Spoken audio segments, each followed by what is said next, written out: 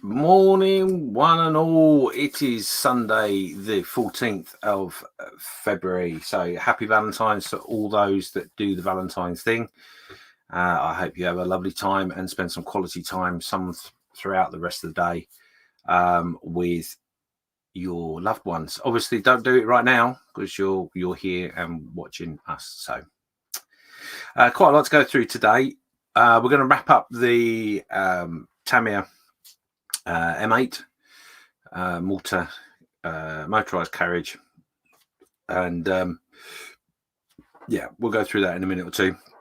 I also want to go over a few things to do with the model officer's mess and what's coming up, what's going on, and all that sort of stuff, as we usually do. And I'm going to look at what's on the bench for what I post up on Saturday evening. So if you haven't posted your work up or what you're working on right now, you've got about 5 minutes or so to add your bits in so we can draw over your work. So what we've got the plan for today, just so you know what's coming up. Obviously the M8 is just here.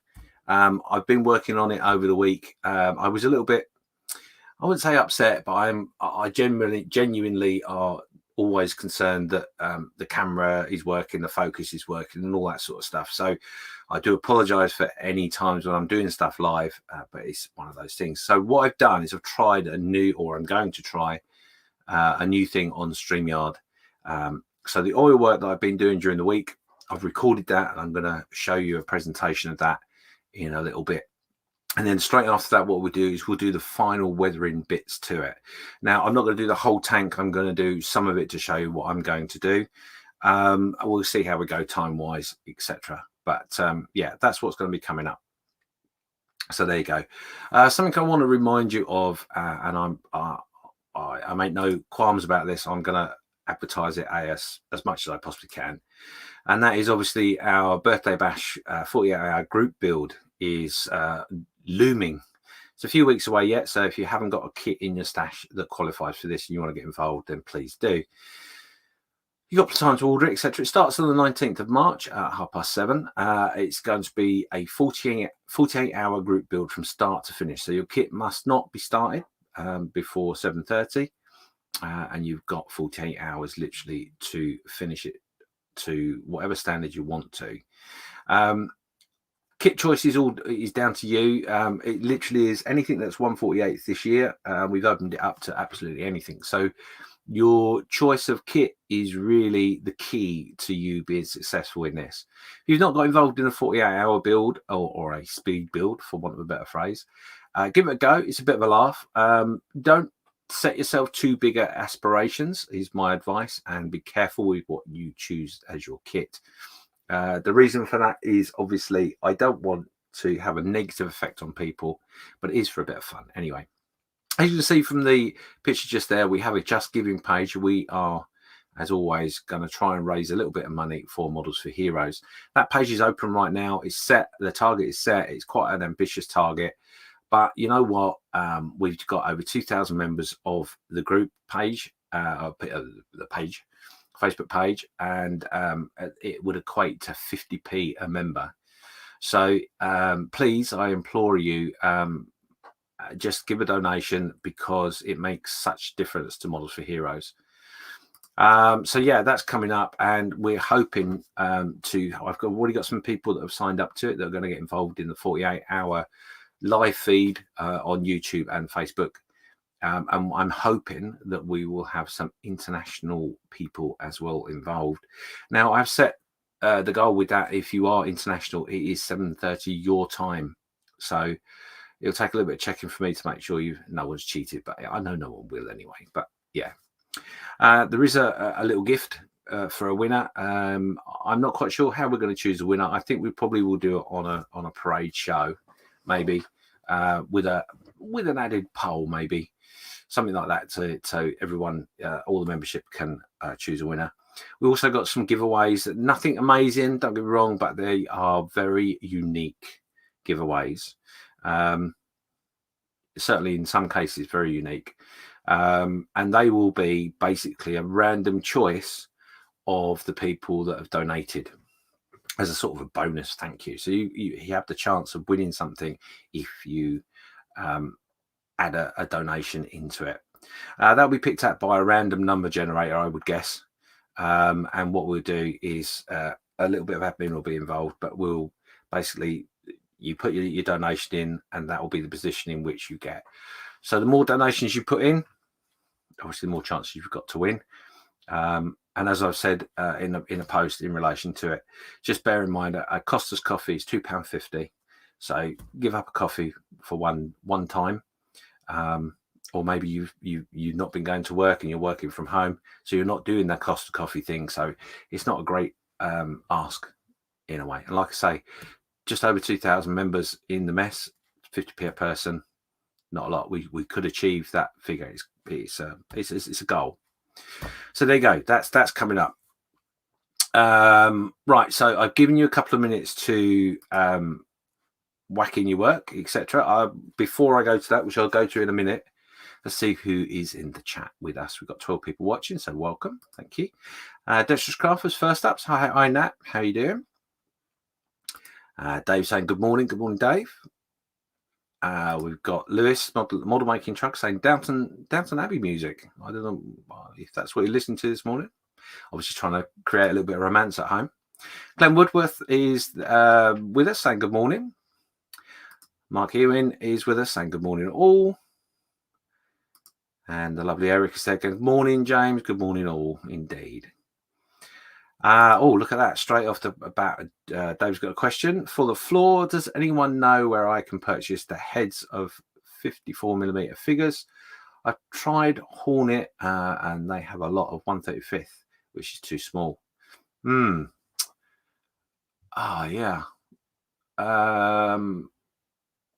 Off the top of my head, no is the answer, but I will think about that, Dave, and drop you a message if I can think of something. I've got someone in mind, but I can't think of the name of the company. It'll come to me. We'll get there.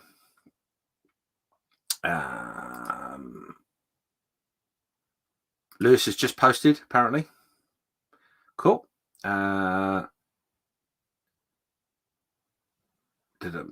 He's also said he's not sure if Rubicon do any, Dave. Yeah. He's going to have a look.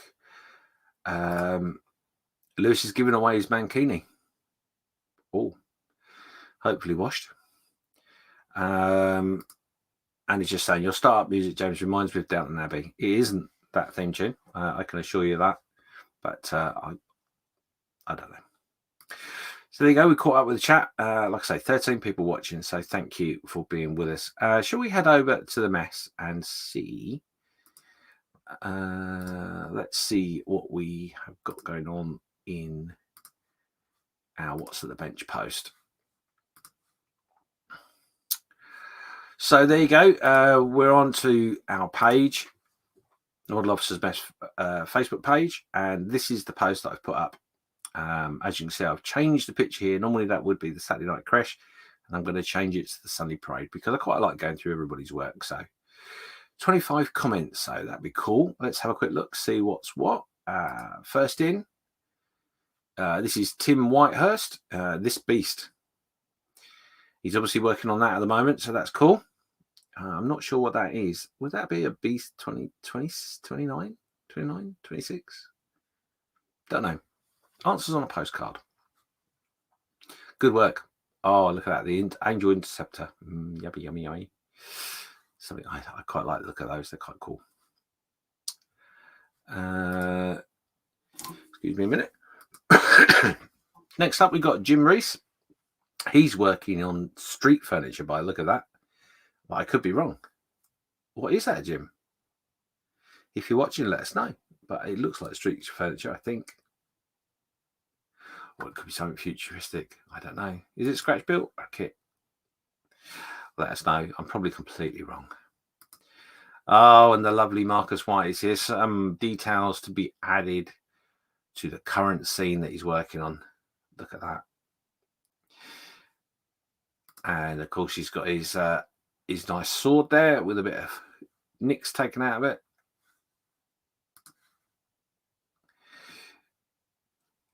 And I'm guessing it's a Roman helmet, but look at that. Oh my God. Oh my God. I should imagine that's so tidy and fiddly. Cracking work, though. It's great detail. Well done, Marcus. And this is the scene in question. Would you look at that? Oh my giddy aunt. Seriously? Oh, amazing. That's going to look absolutely awesome. Isn't it? Absolutely awesome. So looking forward to that coming along, Marcus. Well done. Thanks for sharing, mate. I'm just going to skip those because we've done those. Stephen Lee has got his on the bench right now. He's wet leopard decals. I will click on that. I don't know if that's going to work, but we'll have a look. Hopefully it won't kick me out. No, it's not going to show, is it? What a shame. Okay, yeah, that takes you to a link, which is the Sprue Pie with Threats, a blog. What a shame. Yeah, it's great that you put a link in, and I'm more than happy for you to share them, Stephen. But if you put a picture in, then we can share them live. But if you want to check out that, then go over to his blog, Sprue Pie with Threads. That's a mouthful on it. Never mind. There we go. So next up is Eric. He's working on more bodywork plus wheels for his Bedford truck. Lovely. Yes, that's on my hit list. Bedford truck. If it's the one I think it is. I almost bought one today, this week, but got pipped to the point. Never mind. Pipped to the post rather. So next one up is Thomas. Thomas is working on his F22 Raptor 148 scale. Look at that. Doesn't that look awesome? Truly awesome. Thanks, Thomas. I like that a lot. And we got Stephen. This is his Tilly. Sliding off the bench at that angle. Great work there, Stephen. And I think I'm right in saying that is tiny. I don't think that's 148. I think you'll find that's a Rubicon. 152nd, maybe. Very nice kit, though. Very nice subject. Oh, here we go. Look. A bit more painted on the Tilly. Yeah, I'm pretty certain that's a Rubicon kit. Pretty certain. Lovely jubbly. Make sure you keep saying hello and stuff in the chat. I will come back to that in a minute once we've gone through the work for this week. Next one up is Sean. Once you load up, come on. He's thinking about it. Oh, it's gonna go slow. Come on. So finally finished up the Phantom. I've been working on this on last weekend, changing to do a little palette cleansing with a fairly simple car model, and that'd be the 74 Plymouth. Cool. Yeah, you need to do that sometimes, especially if you've been doing a build for a while. Yeah, something quick and easy. Always good to do. Next up is Scott. This is his 1/4 scale Ducati, 1,299 parts. Getting ready to paint, and he's obviously playing with his engine. Yeah, like I said, I like bike builds, but I haven't got the courage to do one. One day, maybe. Looking forward to see how that progresses, Scott. Thank you for sharing. Next up is Richard Owen. Just finished these three. The Tiger and the Soldier were SOD models. Repaired and base added. The other is Death as the Hogfather from the Discworld. Cool. Nice. That figures the 1/16th. Is it 1/16th figure? It's a big one though. Nice. I like that. Thank you, Richard. Who we got up next? Stuart Taylor's up next. A bit of work on the face with a new blend of oils. Coming along lovely. I still can't get faces. I still can't get them right. I've got a couple right in the ones I've done, but yeah, I do struggle with faces. Looking good though, Stuart. Thank you for sharing. Something a little different. Next we've got up Ian. Ian's working on the HK 132nd Lancaster interior, coming along slow, but coming along nonetheless. Yes. Take your time with that. A lot of stuff to pick out. Lovely kit indeed. Of course, our Lewis will know all about that. He can sympathise. His one's on hold, I think, at the moment. So that's cool. Next up is Gavin Paintner. This is an Edward 148 BF109G-4. coming along nicely. Nice bit of spraying on the underneath there. Thank you, Gavin.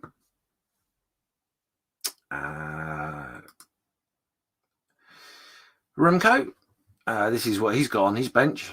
I'm not sure what that is, and I'm not even going to guess, but it looks lovely. If you pop up some pictures, please put a description of what they are. It saves me making myself look silly trying to guess what they are. I don't know all the kits, but I've done some lovely work on there. Nice bit of chipping, etc. Very nice. I like that, Ramco. Thank you for sharing that. Bass, another one ready for paint. I'm guessing that would be the Tacom. Oh, it was there on my tongue.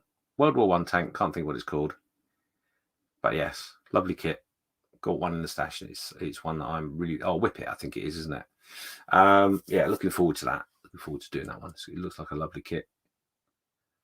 Don't remember the boxes on the outside like that though. But man,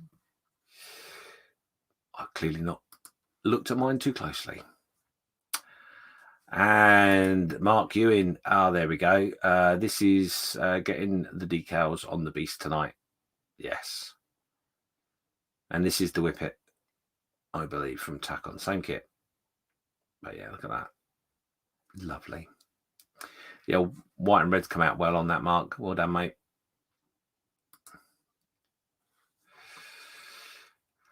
Next, we've got Glenn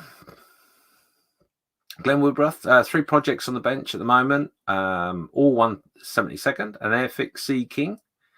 HAR3. Long-term build on the back burner. Then there's the Academy Tempest Mark 6 conversion, conversion, making slow but steady progress. And my new started Revell FAA Corsair. Yeah, the Sea King.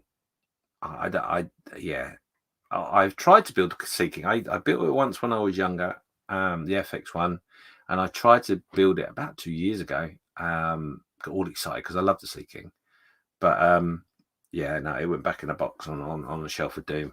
Oh, not a very kind kit, I think would be polite. So well done for getting that far. It's looking nice though, Glenn. Next up is David. This is the Airfix 124th Hawker Typhoon. Cockpit build underway. And obviously got his pilot in there. Testing it all out, making sure the levers are all in the right place. Looking good. Very nice, David. Thank you for sharing that. Next, we've got up Brad. Something old, something new, something almost finished. What's new to you? So there you go. Got quite a lot going on there, hasn't he? Yeah. Nice work. Came out. I like that. I'm sure they were on special offer with something. Bought a kit and you've got to cut him out, but I might be wrong. But yeah, lovely. I like that. Very nice. Thank you, Brad. Nice tidy bench as well. And lastly, but no means least, is Scott. I have a date with the carpet cleaner this afternoon, but maybe I will play with these little guys this evening. Very nice. Where did you get those from, Scott? They look really nice kits. I think even I would be tempted with that. Let us know, Scott. I will venture to have a look at that. And I think that's it. Yeah, that's it for this week. So thank you, guys. Thank you, everybody, for sharing your work. I really appreciate that. And we'll do the same thing every week. We'll on a Saturday, I'll put a post up asking you what's on the bench, and you've got a chance to share your work, and we'll share it on the screen on the Sunday. 17 people watching, so thanks for those that have joined us. I'm just going to quickly catch up with the chat, make sure I've got everything up to date. Oh, there we go. Yes, B52 was Glenn Woodruff on our first picture of what we showed.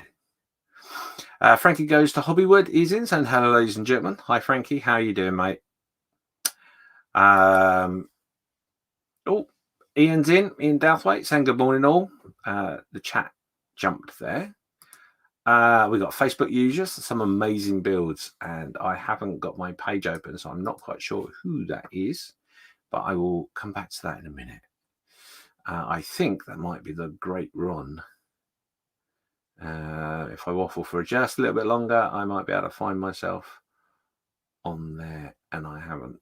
Yeah, so if you're watching on Facebook, that's great. Thank you for joining us, but give StreamYard permission to share your name. That will save me checking different screens. And I can't find it. Where's my own post? Outrageous.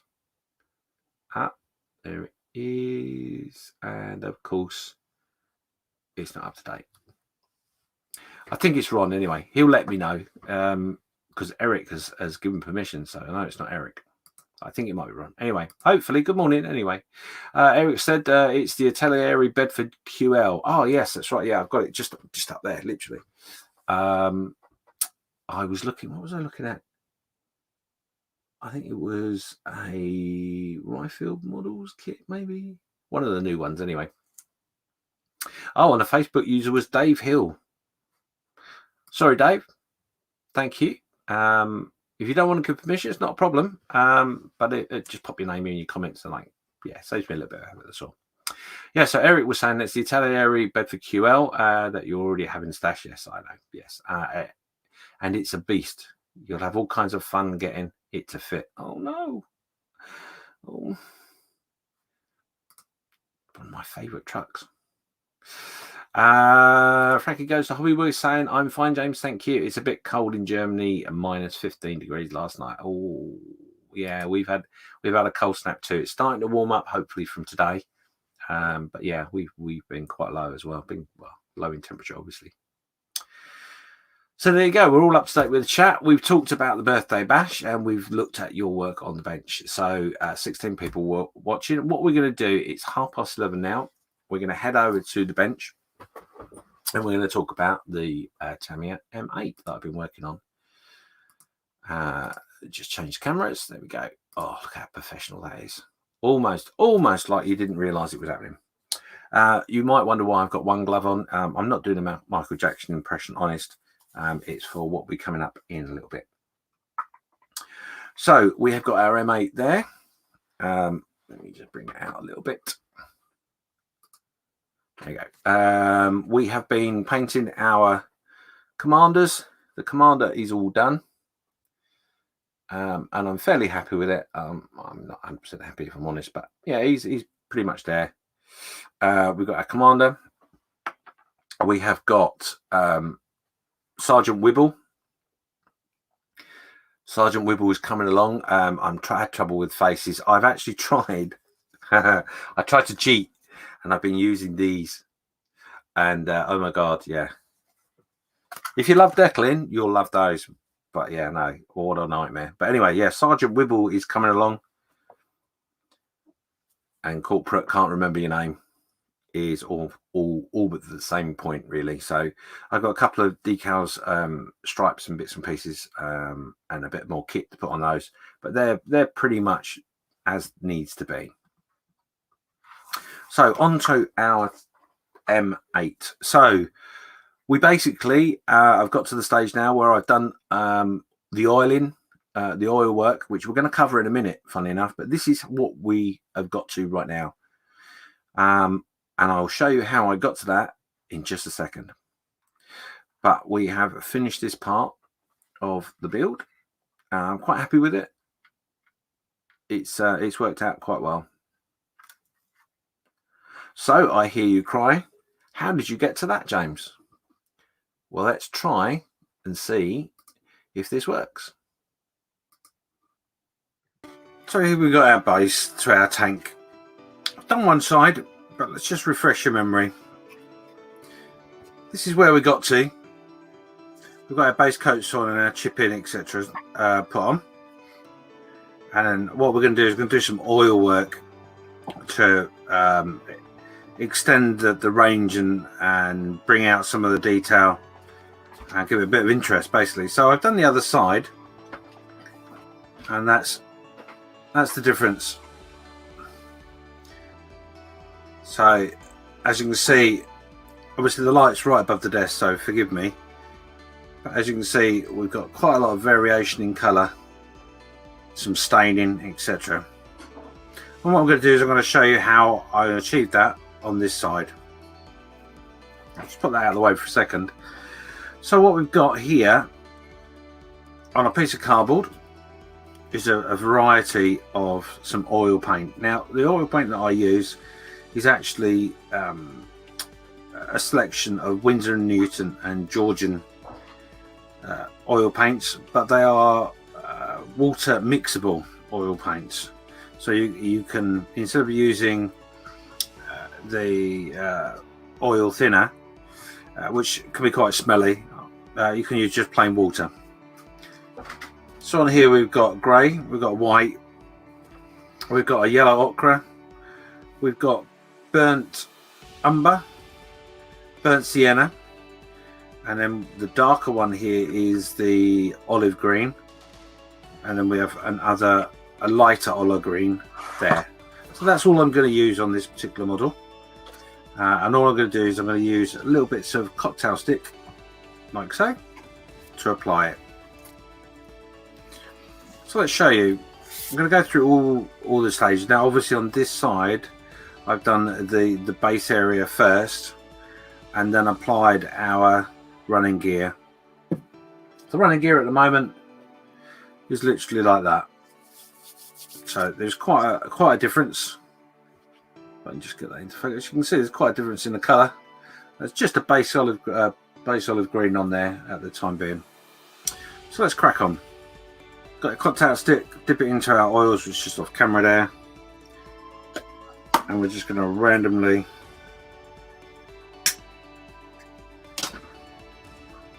place our oils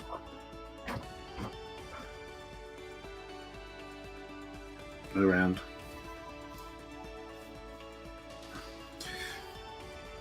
And what we're going to do in a minute is, once we've got a multitude of colours, we'll draw it all down using a brush and some water, like I said. So a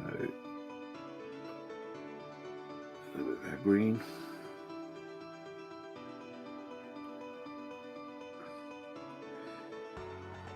Now I do pre-warn you, if you do this, there will be a point where you, right at the beginning, where you drag it down and you think, oh no, what have I done? I've just ruined my model. But don't fear.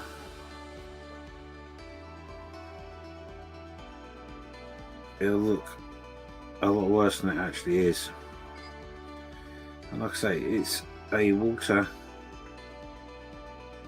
based oil paint, so you just a little bit of water, you can take it off.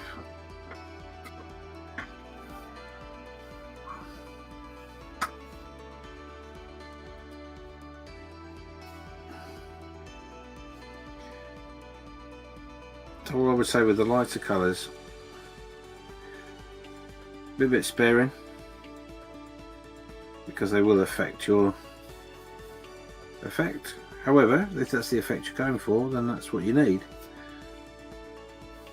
Now I'm just going to add a little bit of white in. Now again, with the white, it can look quite dark, but it does give some quite nice effects.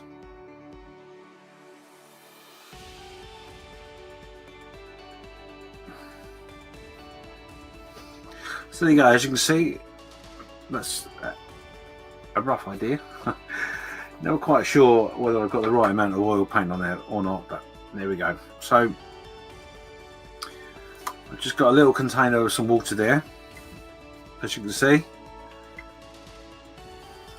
It's slightly off camera,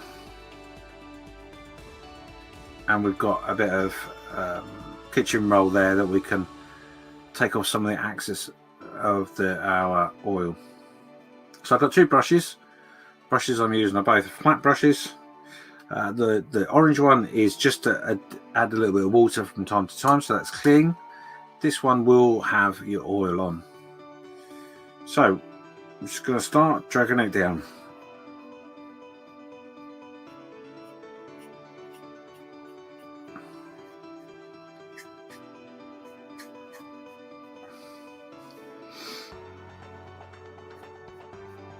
And all we're going to do is just keep going down in a downward motion. You can do it as a flat brush like that, or on the side there. It doesn't really make a lot of difference. It depends on what you're trying to achieve and how much control you want over it.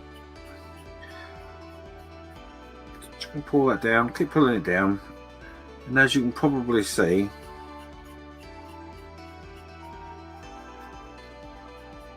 it's giving us some different colours and textures. Now that's a little bit dry.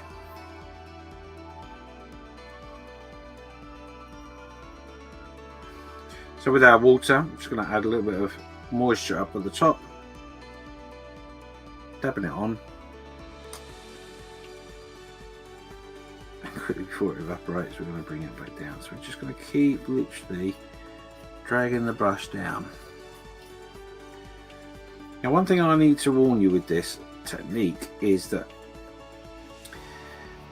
oil paints are something that take quite some time to dry. So the effect that you are looking for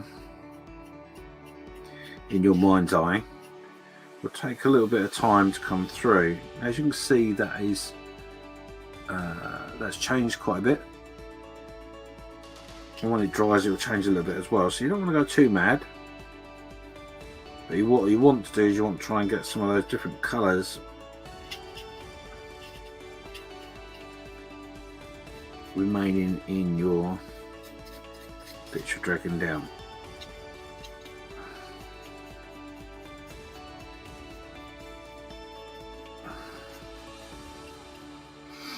And if you're going to use oils, top tip would be to make sure you go a little bit lighter with your base coat.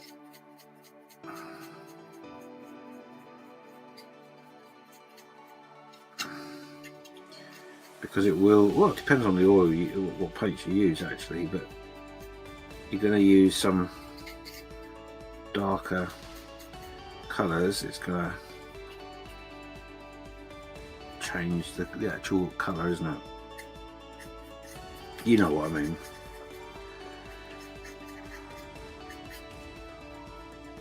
Right, so as you can see, I hope that's coming out all right. As you can see, it's quite taking on quite a lot of the brown colour. What we want to do is pull some of that off. So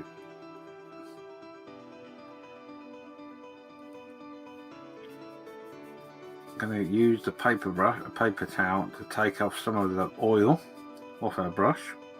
So we're going to add some water on here.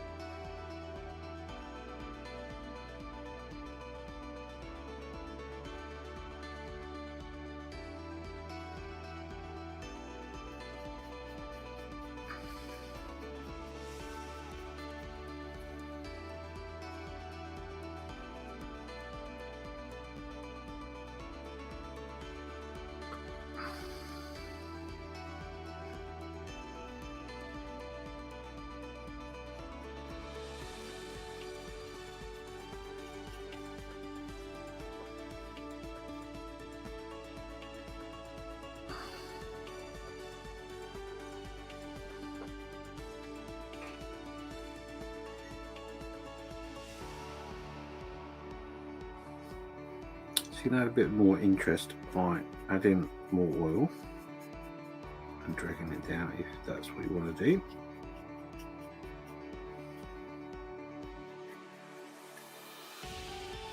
And just leave that like that, I think. So let's go to this top end.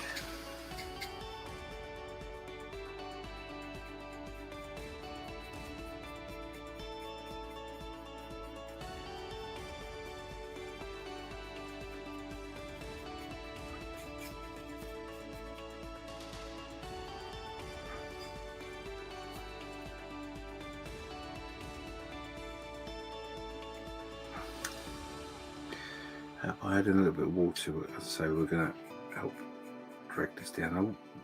This is on a matte finish, not a gloss. The reason is we want the oils to get attached to our model.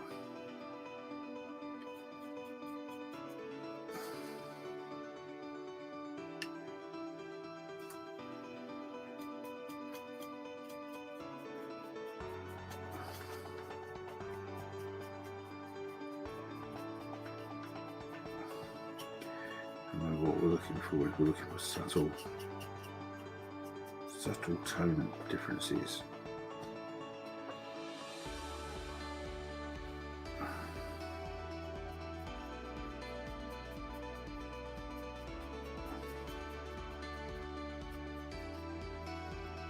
Okay.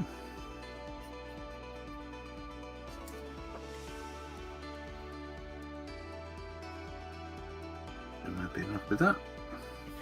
The thing I will do though is I'm going to come back in with our grey.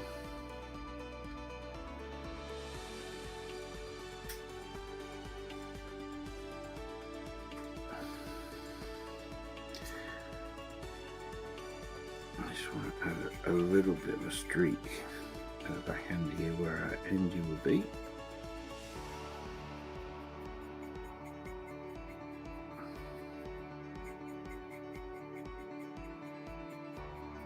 Like so.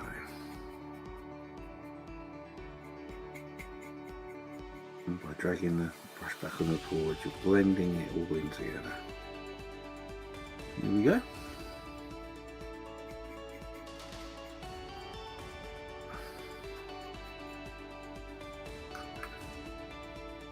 What we're going to do is we'll also come back and revisit a little bit again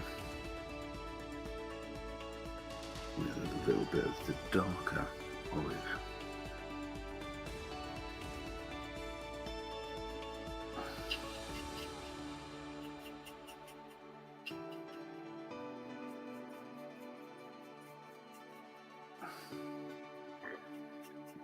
There you go. So there you go. That is our chassis now completed on that side. So we're going to jump ahead a little bit now. We've attached our top part of our hull to the bottom part and put our tracks on, as you can see. As you remember, we've done all this oil work here underneath, and we're going to concentrate on the top part now. So that's as it stands at the moment. And we'll show you the other side as well, like so. So what we're going to do now is we're going to blend in our top. Now for this, I've gone a little bit different with our oil paint. So it's some piece of cardboard, or different piece of cardboard rather, similar paint. So we've got our burnt umber, burnt sienna, our olive, dark olive green, we've got our light olive green, we've got yellow ochre, and we've added the Winsor & Newton blue, white and grey. Okay, and I'll show you now how that works. So again, same principle, cocktail sticks. I'm going to do a dotting, should we say. So we're going to start on this side first. Let's go with an odd choice. I'm going to go with a blue. Now I'm going to be quite sparing with this because you don't want too much of it, but it will give you a much different effect.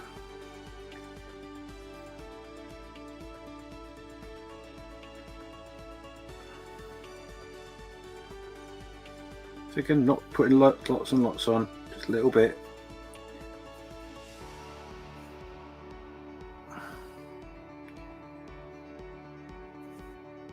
A bit about the dark. Oh, if I can get some on the cocktail stick. A bit of the dark olive.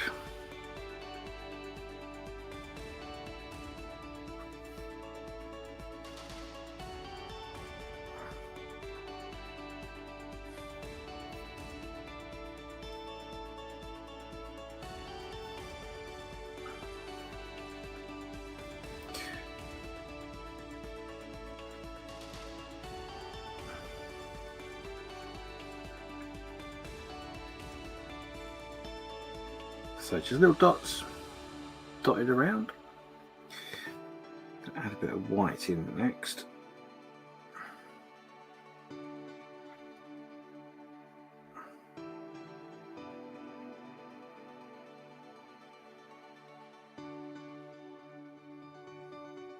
Try to be random.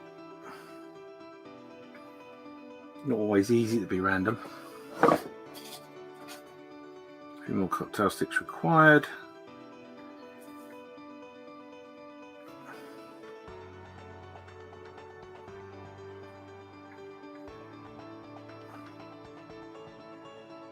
Okay, it's enough to go to start with. So again, like I said, we're going to use our two brushes. One for dragging the oil down and one for adding a little bit of water if we need. But remember, these are oil paints, but they are able to be used with water.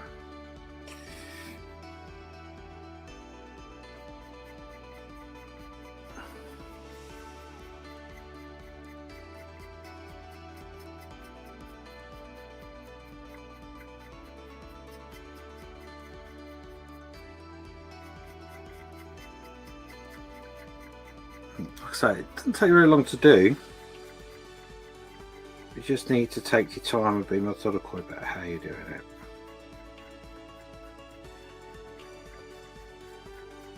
Little sections at a time.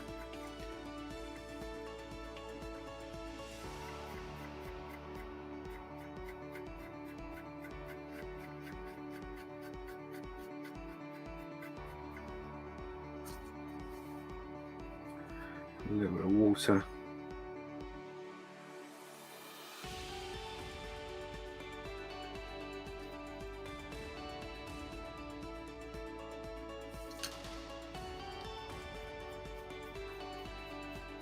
Remember, you don't want too much because you don't want to take away the effects you've got.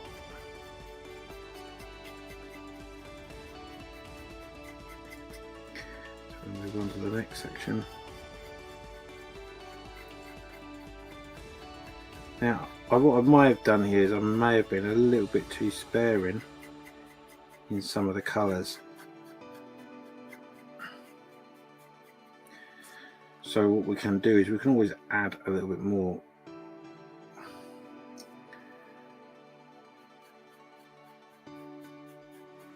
Yeah, just drag that down nicely.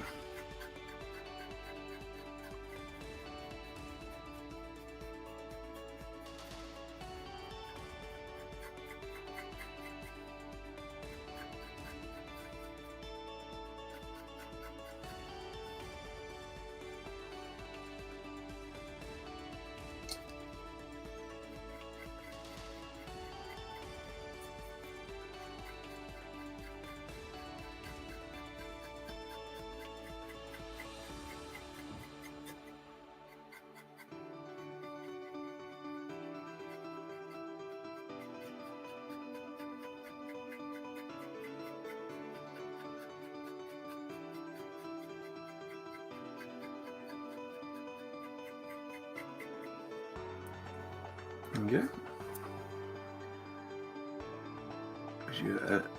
Some different colour textures on our model. Now the white is a little bit stark, but that will tone itself down the more you play with it.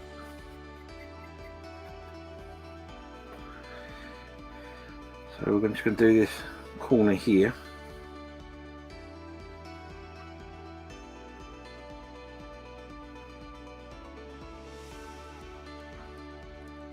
Put a little bit more green on there.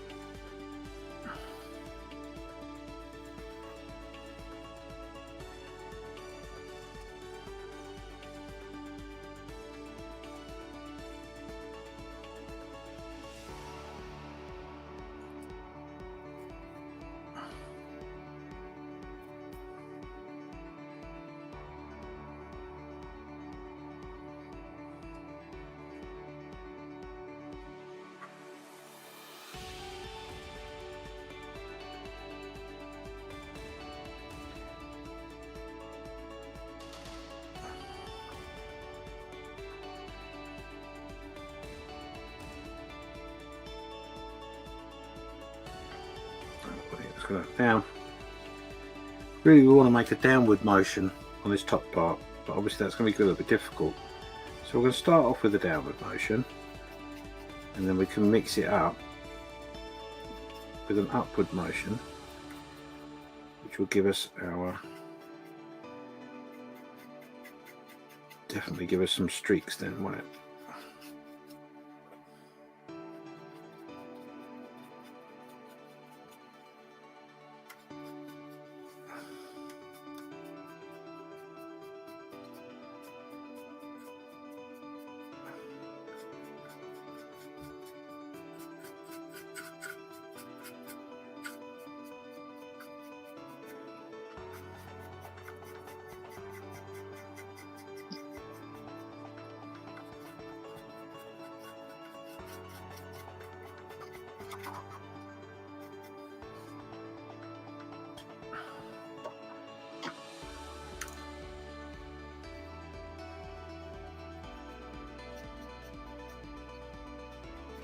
Turn that down a little bit. There we go.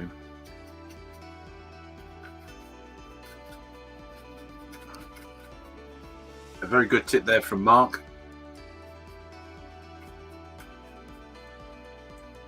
Going to add a little bit of different colour here on the top again.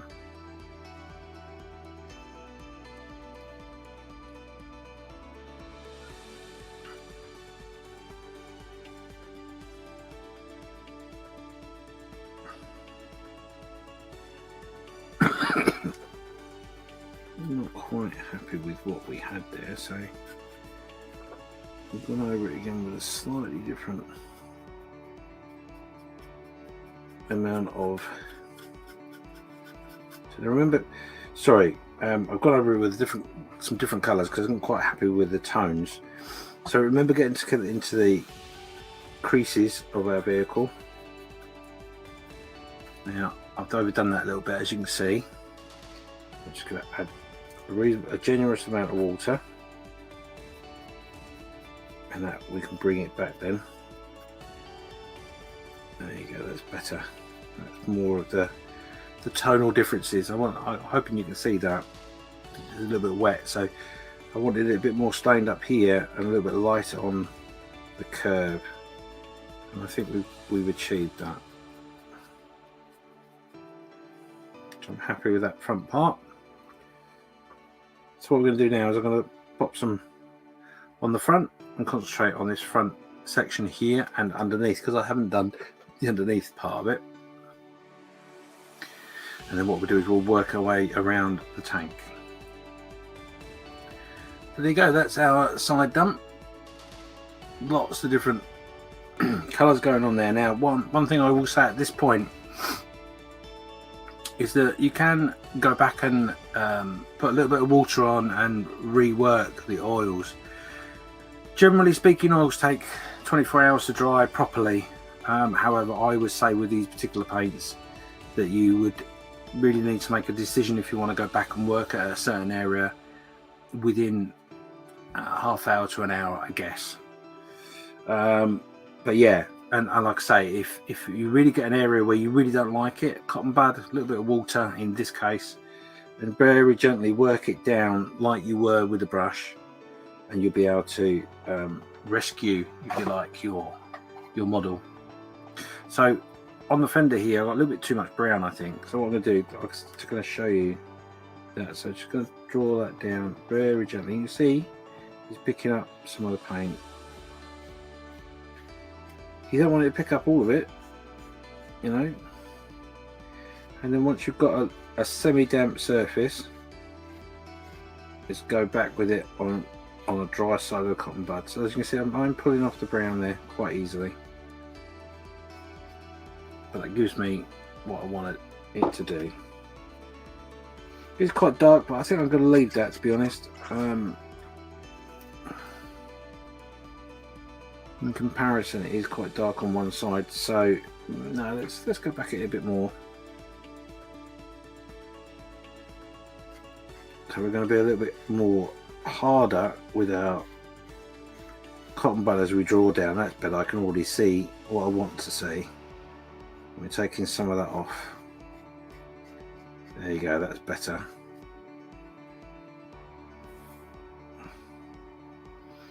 There we go. So that's our side done. Just need to do the back now, and we're done. So while I do the back, I'm going to leave you to it and hand back to the studio. So there you go. That is, oh, that's better. That's how we got to the stage we're at now. I think that worked reasonably well with the video for two reasons. Firstly, obviously, with the oil technique, it does take a little time to dry before you can start doing other things to it. Now, I did say in that video a moment ago that it takes 24 hours or so. It depends on the product you use. The product I use is a water-based oil paint. So you can play with it with water. But if you've got the other type of oil paint, which you will need a thinner for, that can take a little bit longer, and it all depends on what paints you use. So bear that in mind. What you don't want to do is pick it up and start fiddling around with it and put lots of fingerprints. Anyway, so I hope that worked well for you. I think it did. I'm not quite sure, but, you know, let me know in the comments.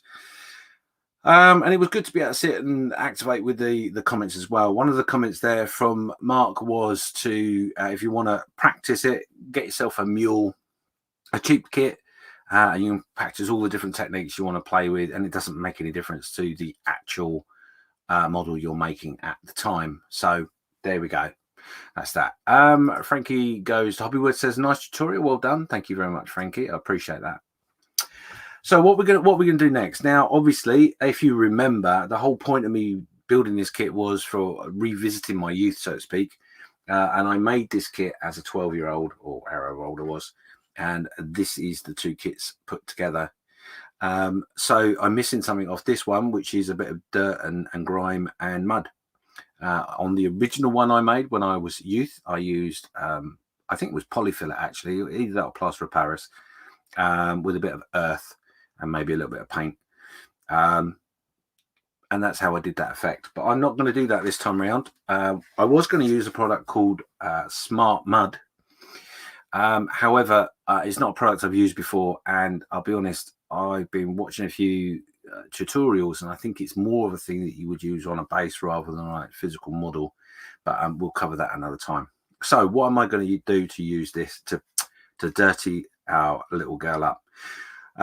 Bear in mind, obviously, it's just come up to 12 o'clock. There is 18 people watching, so thank you for being with me. So I'm going to only do this side here to show you what I'm going to do, and then what I'll do is I'll put some reveal pictures up, maybe in a video, or also more likely in the photo album that's on the Model Officer's Mess, which shows you all the pictures from start to finish. Anyway, enough of that. So let's just put our M8 down for a second. What we're going to use to make our mud effect. Now, you can buy products like this, Ultimate Washes, which we've got there. Good products, made with clay in amongst all the gubbins that's inside and the pigments. A great product. And you know, it's a really easy product to use. So if you haven't got some of these are a recommend from me, definitely. There are other companies, of course. They're all out there, but you can find them. But what I'm going to do is I'm going to use a selection of these. These are Pinnacle pigments, and we've got medium mud, we've got light sand, and we've got a green. Put those to one side.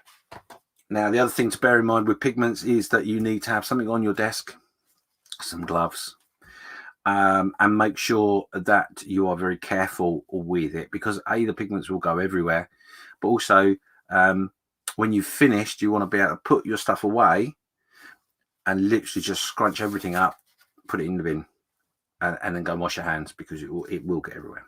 Anyway, so I've dispensed a little bit of the pigments here.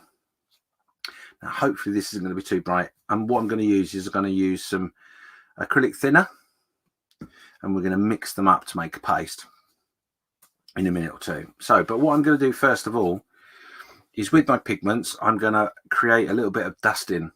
Now, obviously, a good time to do this on a tank or any vehicle where you've got this sort of shielding would be when you haven't got the shielding on, because you're sort of missing a trick.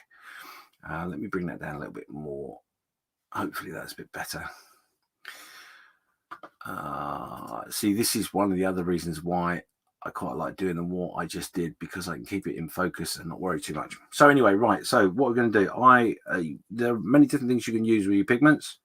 You can use a brush, a cotton bud, or actually what I like using are these. Out of my makeup stash, these are little sponge buds. You can buy them on eBay. They're peanuts for ever so many of them, and it's literally just a soft sponge on the end. So what we're going to do is we're going to start with our light sand, which is just off camera. I'm going to put a little bit on our bud. And what we do is, oh, 1 second, sorry, bear with me. Oh, can you believe I have been off camera and I could have sorted this, but I haven't. Bear with me. I need my glasses with the right lens in so I can see what I'm actually doing. What I'm going to do is I'm going to take the turret off for now, because I just suddenly thought that is something that's going to get broken easily. Right, so like I say, bud, a little bit of the pigment, and what you do is you literally just put it on, like so, dab, dab, dab, dab, dab, and then just draw it back to get the effect you want.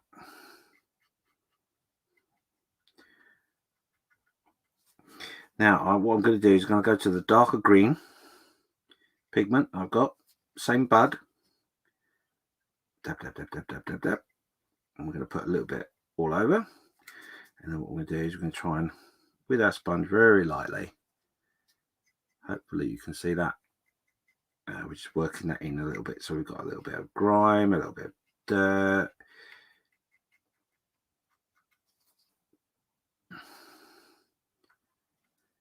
Move that along a little bit like this. Then we're going to add our mid-tone, which is our mud colour. And we're going to dab that over that as well.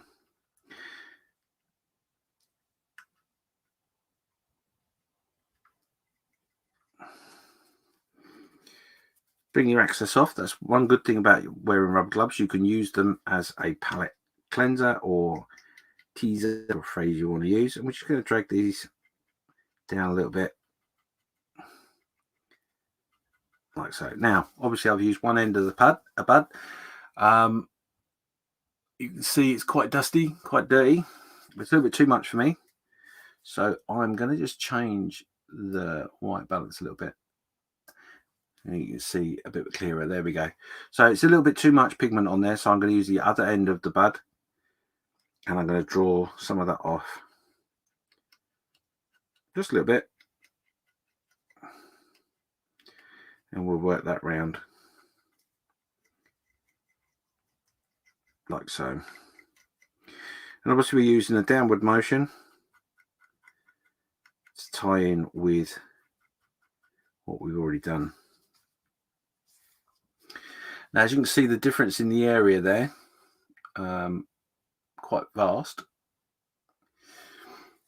But what we're going to do now is I am going to go over the bogies a little bit with some more of the mud. We're going to stick to the darker colours.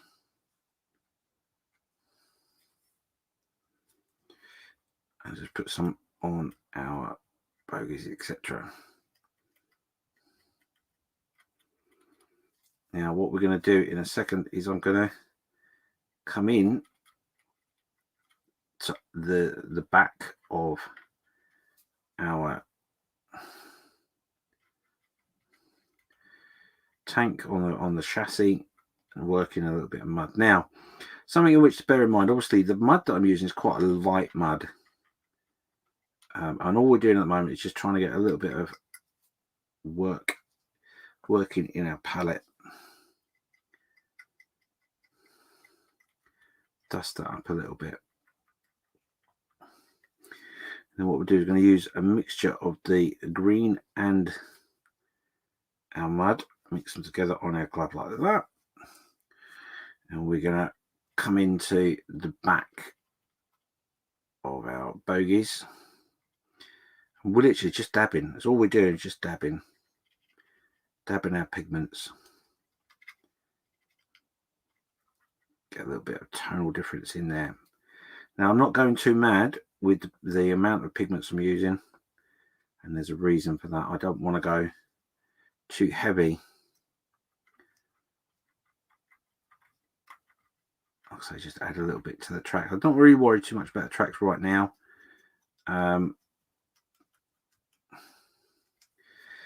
Because I'm going to come at that with something else in a second, which I'll show you.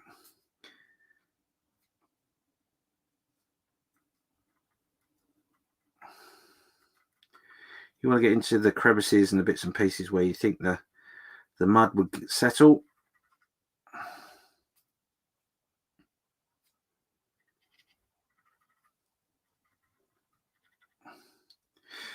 And we're going to bring back a bit of the mid-tone into our chassis.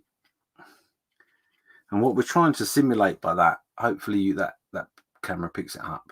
What we're trying to simulate by that is obviously the it's gone through a muddy field. It's kicked up a bit of dirt and dust and mud, and some of the mud is wet, some of it is dry. Now, if you wanted to make it wet, then you would go with the darker tones of pigments, and maybe even go with a little bit of gloss, a little bit of gloss mixed in with it, just a clear gloss, and that will make it shine a little bit. So you wanted like a darker tone, so like darker browns, etc., etc.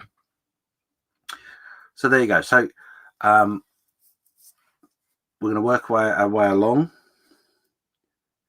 I'm going to do the back of the chassis there. Get back in there with our sponge and put a little bit of different tonal differences in there. And like I say, with the wheels off would have made it easier.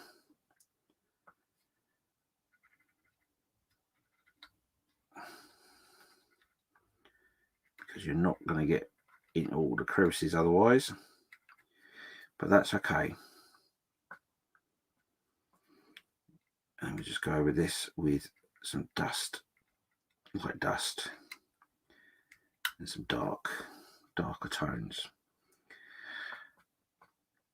Now, if I'm honest, as I'm doing this, I'm thinking I should have gone a little bit darker on our tones. And if you're going to do the pigment way, I would go dark first, bring in your mid-tones and bring in your lights right at the last minute. But what we're going to do in a minute or two, just dabbing this on the side here, is we're going to add a little bit of that. Remember I said we'd add a little bit of thinner. Add a little bit thinner to our pigments, and that will create some mud.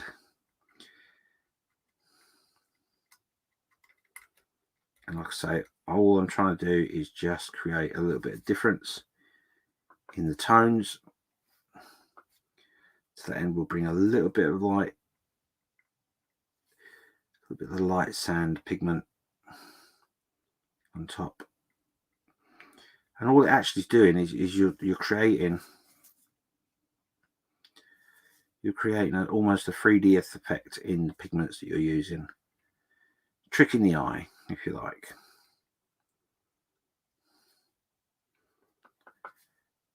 I'll come to the comments in a minute. So if you want to put some comments in, any questions, by all means do. I will get to them, I promise.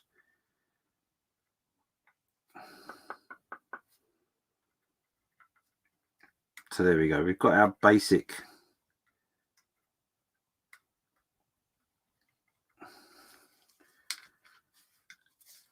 excuse me, we've got our basic colors there for our dusting up a mud effect.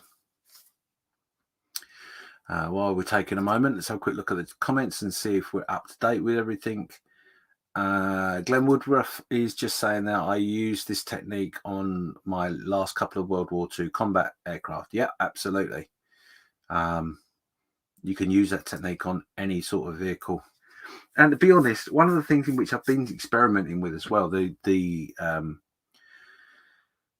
dabbing of oils, I've actually tried it on figures as well, and it does make a difference. But it's very, yeah, I'm still playing with it to get it right, but it does make a big difference. Making models, Carl is saying, hi folks, looking fantastic, James. Oh, thank you very much, but thanks, not too bad either, Carl. Nice you're with us. I hope you're off today, and I hope you have a nice restful day. So there you go. So we've dirtied up the side of our tank. However, the tracks are looking a little bit a bit too new and shiny, aren't they? So what we're going to do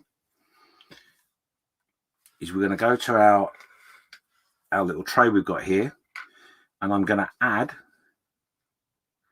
a little bit of the thinner to our mixes.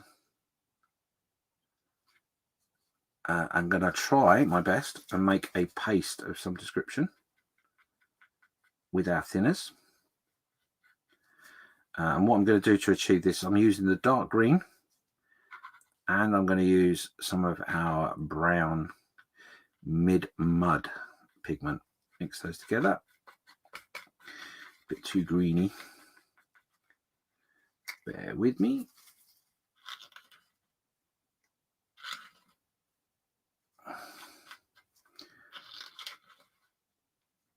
I should have been a bit more Blue Peter on this, shouldn't I, really? I ain't got this already, but never mind. It's okay. It's all good.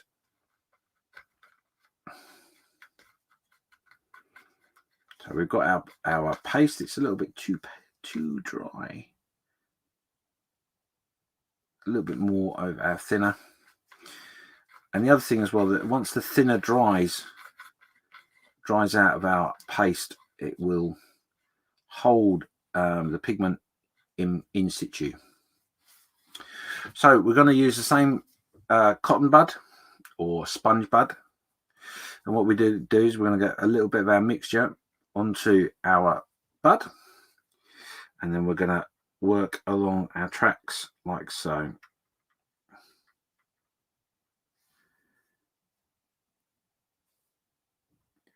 Now, like I say, if you want to build this up so it's quite muddy, you know, that's a good thing. We're just going to work along our tracks.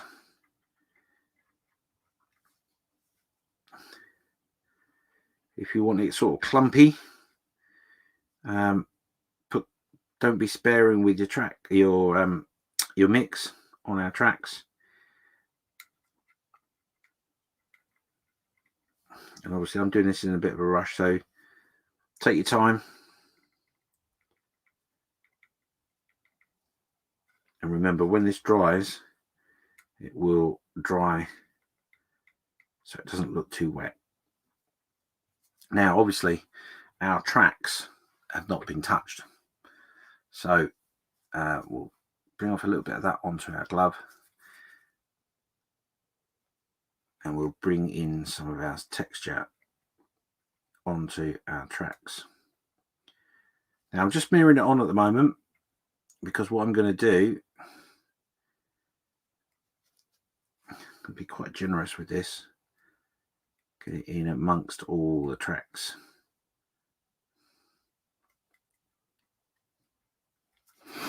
Now, obviously, it's come off the mud and it's gone on the road. So with a cotton bud, just go across it gently to bring out our pads a little bit, so it doesn't look quite so dried on.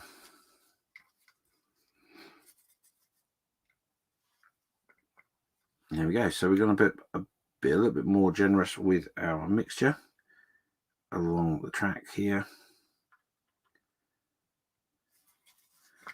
And then what we're going to do is we're going to go along the edge, pick up any great big clogs.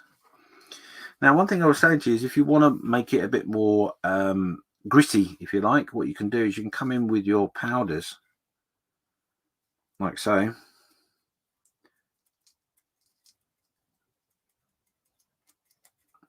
And flick a little bit on. And like I say, remember with pigments, it will go everywhere.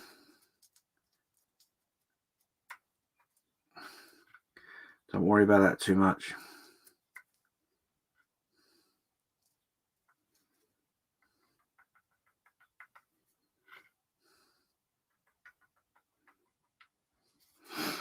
There you go. And then obviously we concentrated on our tracks. We've got quite a lot of dirt and grit there, but we've not got any on here. So let's come up with a little bit of our mud mixture and put it on our bogies as well, where you think the mud would attach itself. Maybe even go into our chassis and add a bit of mud in there as well, and it'll give you a bit of texture, because we've been a little bit not been too generous with the fluid side of things.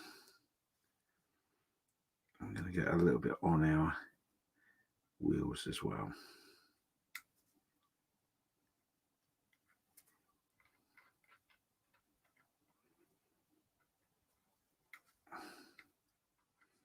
Like so. So what I've noticed is I've got a little bit in the wrong place there.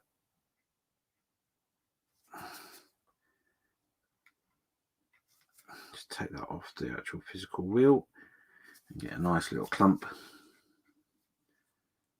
or two on the interior of our wheel where it would gather. So there you go. Nice easy way of making mud effect on your armor or vehicles. Again, you can use the same technique with the soldiers and all that sort of stuff. Excuse me. It all depends on how you want to go. But obviously with this, as you'll see, we've got pigment on our table. Be careful you don't stick your hand or your arm into that, because that will go everywhere, I promise you. So yeah, so there we go. I'm going to carry on a little bit more with mud. Excuse me while I just cough myself.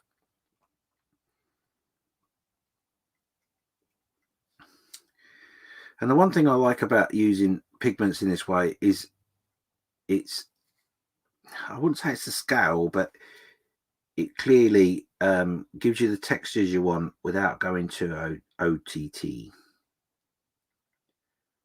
like so. And you can build up how clumpy you want it on the back of your tank, etc. You just build it up as you go along, just very slowly, and take your time. Now, the one thing I can't show you, which I will do, is I will make up a little a bit of the pigment in a much more fluid way, so it's almost like a paint, a little bit thicker than a paint. And then what I will do is I will get a toothpick, like so, and I will get a brush, and I'll put a little bit of the pigment paint or whatever on the brush, and then with the toothpick I will do that through the let me show you. So if you can imagine, I've got the more liquidy sort of pigment on there, and then what I would do is I just literally would do that with the toothpick to create a splatter effect on the tank, like so. Excuse me. When you do that, obviously start with the dark side of your palette, and then the last layer you want to do is a light side, so there's a differential. But like I say, that will give you a nice effect of your mud. So as you can tell, the difference, oh, let me come out a little bit, and we'll move this, oh, carefully. Careful, James, careful. As you can see, the difference in the techniques that have been used are quite vast. Am I a better modeler? Who knows? Yeah, I would say so. This was a good attempt at the time, but yeah, it's definitely some major differences. So there we go. That is all I'm going to show you for now. I'm going to obviously carry on during the day and go around the rest of the tank and dirty her up a little bit more here and there. But that's her done for now. And like I say, the beauty of gloves, turn them inside out. on themselves, and you don't have any issues or problems with your pigments.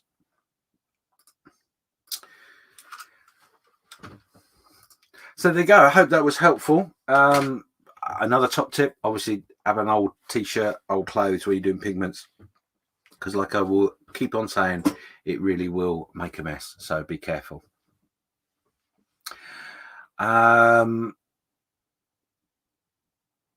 Let's just quickly catch up with the chat.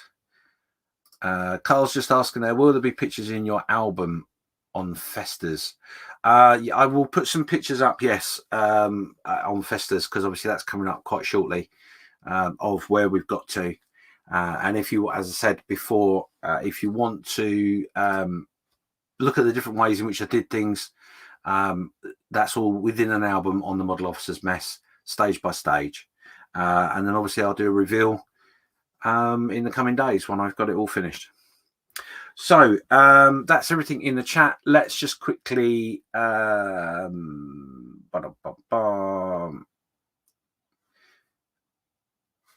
let's quickly double check. So I just see something happen in the chat. There we go. Carl's just saying, great stuff, doing similar with my tracks. Oh, cool. So just to remind you again, like I say, I make no apologies. I will bang on about it. Just remind you, the Birthday Bash 48-hour group build is coming up 19th of March. Any questions or concerns, get in touch with me. Please, I want to get as many people involved as possible. So that's all good. And that's it for this week. 15 people watching. I know it went up to about 20 odd people.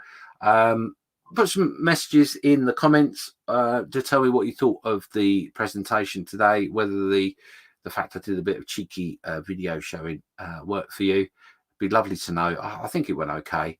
But until next week, I'm going to love and leave you. Have a great weekend and see you all soon.